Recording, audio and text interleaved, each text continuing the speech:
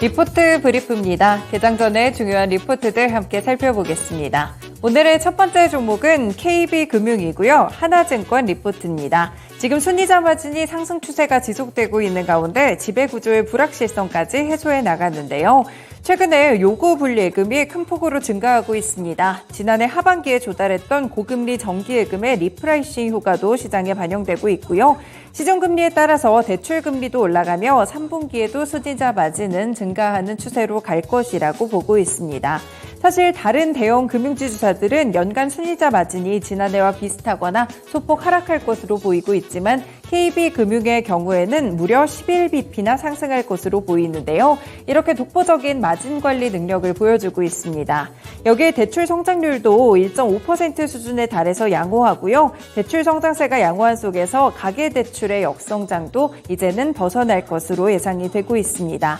하나오션의 충당금 환입이 발생할 수 있다는 점도 눈여겨보셔야겠고요. 그리고 이번에 양종희 부회장이 이번에 회장 후보로 내정이 됐었는데 순수 내부 출신이 회장이 되는 사례이기 때문에 이 지배구조에 대한 불확실성도 해소했다고 보고 있습니다. 주주 환원까지 강화가 지속되고 있다니까요. 여기에 포인트를 두시면서 오늘 목표 주가도 68,000원까지 상향 조정했습니다. 네, 두 번째 종목은 포스코 인터내셔널입니다. 하이투자증권 리포트고요. LNG 업스트림 그리고 해상풍력이 함께 강화되는 흐름입니다. 네, 먼저 LNG 쪽에서는 신규 가스전을 개발하고 LNG 터미널을 증설하고 있습니다. 미얀마와 호주에 이어서 말레이시아 그리고 인도네시아 광구까지 추가적으로 개발하며 천연가스 업스트림 기업으로 도약하는 기반을 마련할 수 있을 것이라고 봤는데요. 이와 더불어서 여러 가지 국가와 함께 장기 공급 계약까지 체결하면서 현재는 가스전 확장이 순조롭게 가고 있습니다. 2025년까지 LNG 밸류체인을 완성할 수 있을 것이라고 봤고요. 해상풍력의 경우 2030년까지 풍력 사업의 발전량을 30배 이상 확대할 계획입니다. 먼저 신안군에 1조 6천억 원 규모의 해상풍력 발전 사업을 추진하고 있는데 2027년 4분기에 준공이 될 예정이라고 하네요. 또 에퀴노르와의 친환경 분야 포괄적 협력을 위한 MOU를 체결하고 반딧불이 해상풍력 프로젝트도 함께 추진을 하는데요. 이렇게 LNG, 해상풍력 두 가지 모멘텀을 갖고 있는 기업의 목표 주가 10만 원까지 상향 조정했습니다. 네, 세 번째 종목은 CJ입니다. DS투자증권 리포트고요. 결국에 중국 관광객 인바운드의 수혜는 CJ 올리브영이 될 것이라고 보고 있는데요. 네, 지금 지난달 외국인 향으로 판매액을 보시면 CJ 올리브영 1월 대비했을 때 350% 폭증했습니다.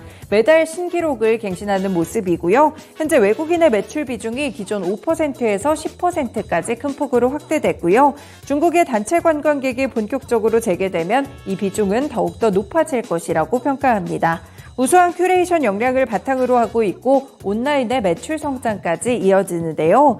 네, 지금 CJ의 최소 적정 가치는 3조 5천억 원 이상이 판단되고 있습니다. CJ 올리브영은 경영권 승계의 핵심 수단으로 나타나고 있는데 지금 IPO를 했을 때 밸류에이션이 거의 특정했을 때 5조 원까지 가능한 상황이기 때문에 상속세 마련 같이 복잡한 과정을 고려했을 때 CJ 올리브영 그리고 CJ가 합병이 검토될 수 있다는 분석을 내놨습니다. 일단 합병이 되면 CJ는 지주회사로서의 프리미엄을 누리고 적정 가치를 지금 3조 5천억 원으로 평가했는데요. 이마저도 상장 자회사의 가치를 무려 80% 이상 할인한 부분이기 때문에 이보다 보수적인 추정치기에 이보다 훨씬 더 좋을 수 있을 것이라고 평가하고 있습니다. 그래서 현 시점에서 원래 주가보다도 훨씬 더 높게 목표 주가 13만 원까지 상향 조정했습니다. 네 번째 종목은 KT입니다. 하나증권 리포트고요. 지금 2014년의 악몽이 반복될 수 있겠다라고 보고 있는데요. 이번에 간담회에서 배당과 경영정책의 변화를 선언했습니다. 김영석 KT 신임 CEO가 주주이익 환원은 앞으로 써야 할 돈은 지금 환원하는 것이라고 언급을 했고요.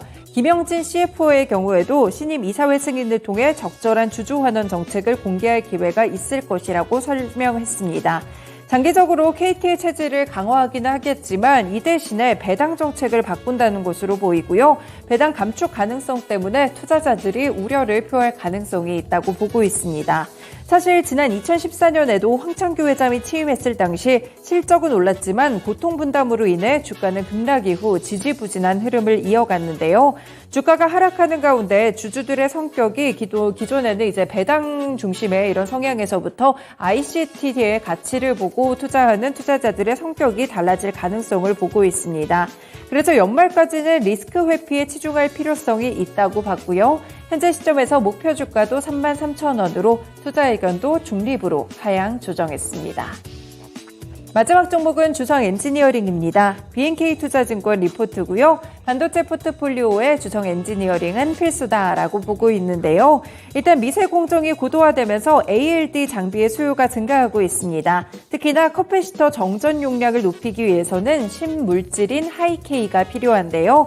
이 고객사인 SK하이닉스는 하이K 메탈 게이트 공정을 내년 양산 예정인 DDR5 제품들에 적용할 전망입니다. 3분기에는 수익성이 조금 낮은 태양광 매출 장비 비중이 높기 때문에 이익률이 컨센서스보다 훨씬 더 하회한 9% 수준을 기록할 것이라고 보고 있습니다. 하지만 4분기부터는 높은 반도체 장비 매출 기여로 전사 실적이 올라갈 것이라고 보고요. SK하이닉스가 고용량 디램 시장을 선점하면서 앞으로의 실적 개선이 기대되는 가운데 투자 우선순위를 봤을 때 ALD 장비 수요도 역시나 증가할 것으로 기대가 됩니다.